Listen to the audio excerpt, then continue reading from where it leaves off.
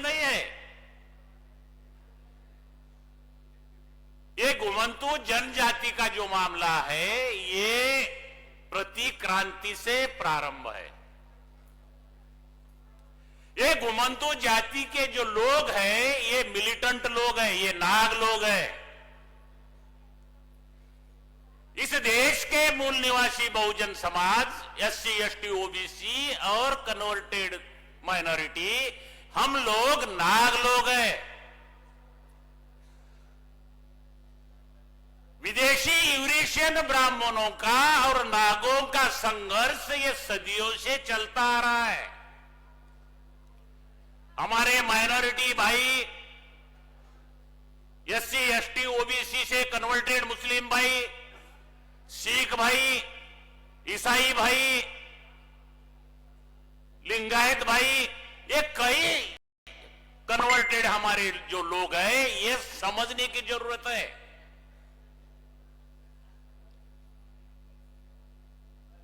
हमारे संतों का आंदोलन में भी बहुत बड़ा रोल है।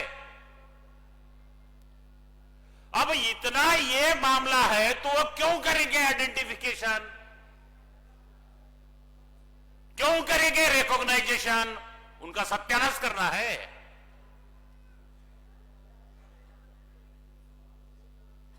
उनको मालूम है ये,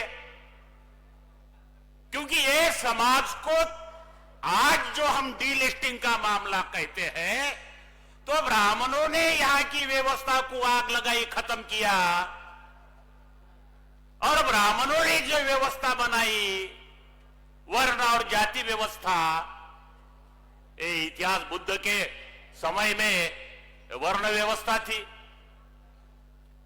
प्रत्येक क्रांति के बाद जाति व्यवस्था बन गई।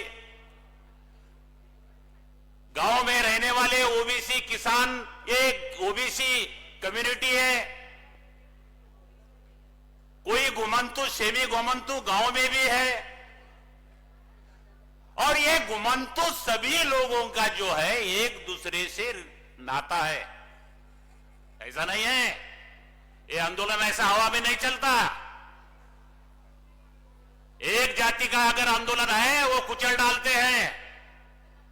राष्ट्रपिता ज्योतिराव फुले के आंदोलन में भी एंटी डीएनटी, वीजेएनटी के लोग थे, शेड्यूल कास्ट के थे, मूल निवासी कन्वर्टेड थे। ब्राह्मणों को मालूम था कि राष्ट्रपिता ज्योतिराव फुले और सावित्री माता फुले को अगर आंख उठाने की हिम्मत कर दी तो घुमंतु जाति जो नाग जो है जंगलों में जो है, जो दिखाई नहीं देते, वो टुकड़ा साफ कर देंगे। क्योंकि दुश्मन के अंदर देखो, अगर हमारी आजादी की लड़ाई जीतना चाहते हो तो हम पहले दुश्मन के अंदर डर पैदा करो, और बाम से आज के तारीख में डर पैदा कर दिया है।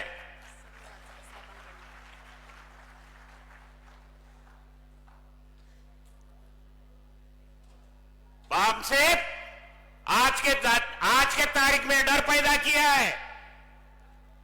हमने आंदोलन को बारीकी से समझना चाहिए। राष्ट्रपिता फुले के आंदोलन के बारीकी समझनी चाहिए। जब इन घुमंतु जातियों को मौका मिला, उमाजी नाइक को मौका मिला, पेशवाओं को साफ कर दिया।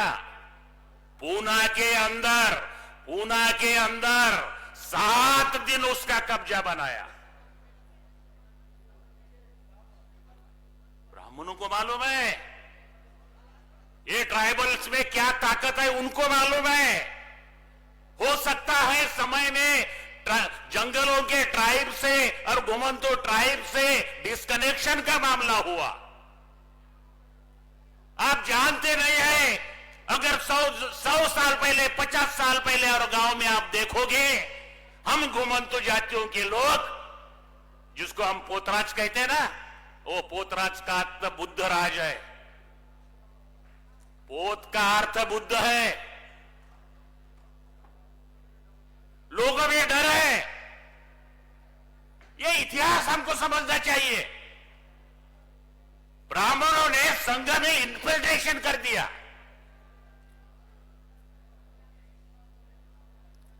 ब्राह्मण बुद्ध के संघ में इन्फिल्ट्रेशन कर दिया। बुद्ध के संघ के क्रांति के वजह से ब्राह्मणों को सरेंडर होना पड़ा। ब्राह्मण, जब ब्राह्मणों को कोई चाल खत्म हो गई तो उन्होंने उनका पिग टेल भी निकाल दिया, उनका जनुआ भी निकाल दिया और गिरवा कपड़ा डालकर वो घुसपैठी भिक्खु बन गए। ये इतिहास है। लेकिन अब ऐसा होने वाला नहीं है। अब डीएनए का मामला है। आने वाली ये आखिरी लड़ाई है। डॉक्टर बाबा साहब अंबेडकर ने गांधी के साथ जब टकराव हुआ उस समय ये बात कही थी, गांधी मैं भी नहीं रहूंगा, तुम भी नहीं रहेंगे, आखिरी जंग जरूर होगी।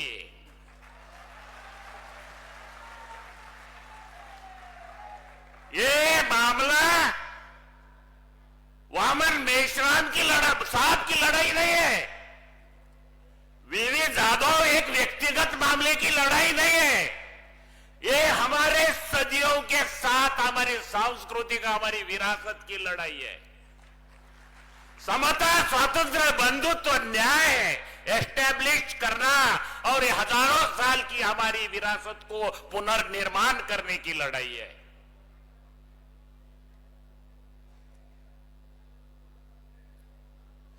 इन्फिल्ट्रेशन ब्राह्मणों करके संघ को खत्म किया, लेकिन संघ का विभाजन हुआ, हीनयान महायान बन गया। मूल निवासी लोगों का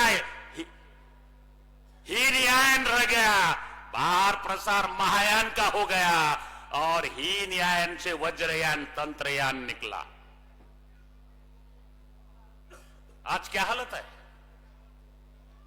आज ये गुमंतो जातियां इस ब्राह्मणी व्यवस्था की शिकार है।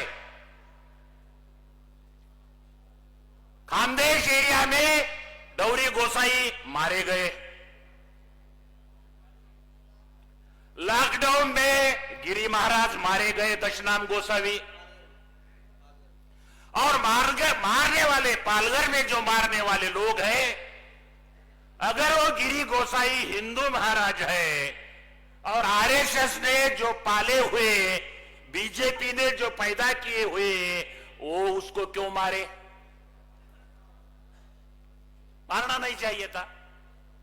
वो तो नासिक से निकलकर दूसरे मठ चला जा रहा था। उनको मालूम है ये जो गुमंतु जातियां है ये हमारे लिए डेंजर है। अभी एक कार्यक्रम